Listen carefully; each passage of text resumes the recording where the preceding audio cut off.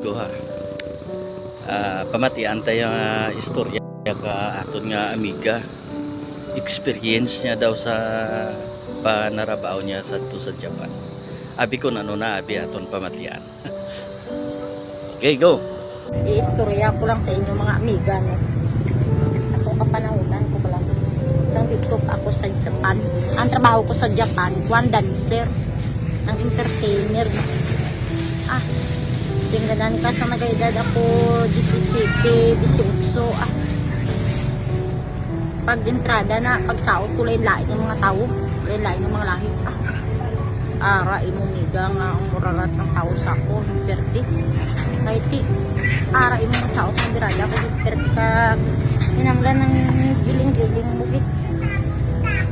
Ang giling-giling 30 na, mga tao lagi. Grabe galang lain nga lahi, bilig-bilig di sila sa akong mga amiga mo. Ang hindi ko yung magwanta dito miga. Ang nakupiran kablas ang kwan. Isang bingbang. Para yung mga nagutag-guto ng mga lahi ng mga tao. Ay, hindi ko yung kagwanta. Silang kumapuli kuya sa Pilipinas ya. Bala gamay kwarta dito, balyos ang kwarta. Ang importante hindi mabalda nga kung nga banggirahan. Kaya hindi ko gusto ng kuga baldahan na gid sang banggirahan niya kung dito katimo yung makainkwentro sa mga lahi ka po. Mga dagko gid kargada ya. Nervyoson ka gid mo. Alang-alang tanay imo nga pugaran, nervyoson ka gid mo dito nga lahi gid. Amo na hindi ko ya kagwanta, sila ko hindi ko mamana sa amo ni nga lahi. Mamana lang kuya sang Pinoy ya. Paraan mo kung Pinoy, hindi man padakdak kung ibutok kung Pinoy ha. Pasler-hasler man sa dilapanay. Naitigsin ko sa Pinoy na lang ko. Kay bala na gamay buto, mapadilap-dilap lang kuya. Kaya hindi kuya sa inyo ya, kay dito sila, hindi uso dilapanay. Pati uli mo ya lang-alang, madalasa ni Tana. Kaya mo na silin ko, hindi takon dari sa inyo. Mapulit takon sa Pilipinas. Akay kumayo lang takon. Dako ta na kwarta ko mga grano takon guro.